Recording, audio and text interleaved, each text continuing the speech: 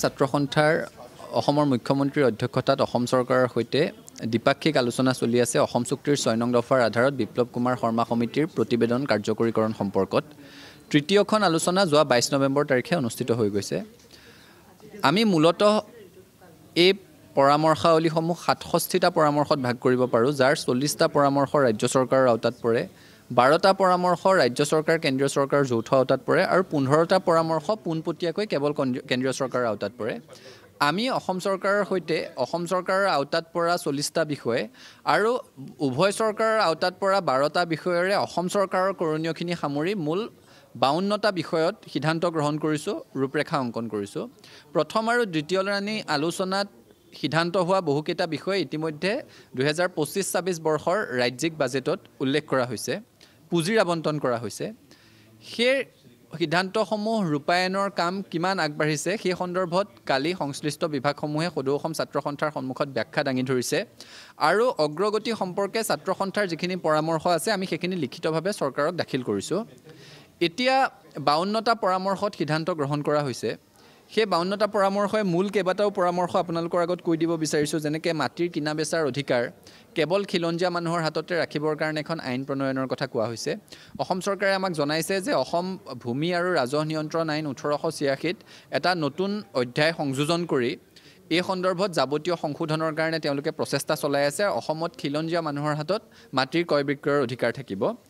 ভূমি সম্পৰ্কীয় সকলো বিবাদ নিষ্পত্তিৰ বাবে জিলা পৰ্যায়ত আমি লেণ্ড ট্ৰিবিউনেল গঠনৰ কাৰণে পৰামৰ্শ আগবঢ়াইছিলোঁ। বিপ্লৱ কুমাৰ শৰ্মা সমিতিৰ প্ৰতিবেদনত সেই বিষয়ে উল্লেখ আছে। এতিয়া কালি মুখ্যমন্ত্ৰীগৰাকীয়েও ইতিমধ্যে সংবাদমেলত সদৰি কৰিছে, আমাকো আলোচনা কালত জনাইছে যে এই বিধানসভা সত্ৰতে তেওঁলোকে এই সম্পৰ্কীয় এখন আইন আনিবৰ কাৰণে যোজা চলাই আছে। এই আইনখনক আৰু এই লেণ্ড ট্ৰিবিউনেলক আদালতৰ মৰ্যাদা দিব বুলি তেওঁ আমাক জনাইছে। একে সময়তে এটা সিদ্ধান্ত হৈছিল যে ৰাজ্য ভাষা আইনৰ নিখুঁত ব্যৱহাৰ হ'ব। অসমত অসমীয়াত সকলো জাননী, সকলো বিধেয়ক, সকলো অধিসূচনা জাৰি হ'ব। বৰাকত অসমীয়া বঙালী, বিটিআৰত অসমীয়া বড়োত। এই কথাটোৰ সিদ্ধান্ত হ'ল মুখ্যমন্ত্ৰীয়ে ঘোষণা কৰিলে ১ বহাগৰ পৰা হ'ব বুলি, কিন্তু কাৰ্যকৰী হৈ উঠা নাই। প্ৰথম দুই এটা বিভাগে কৰিছিল, তাৰপিছত আকৌ কৰিবলৈ বাদ দিলে। ছাত্ৰ সন্থাই আমি আমাৰ তীব্ৰ আপত্তি দৰ্শাইছোঁ। এই কথাটো হ'বই লাগিব, আমি স্পষ্টভাৱে কৈছোঁ।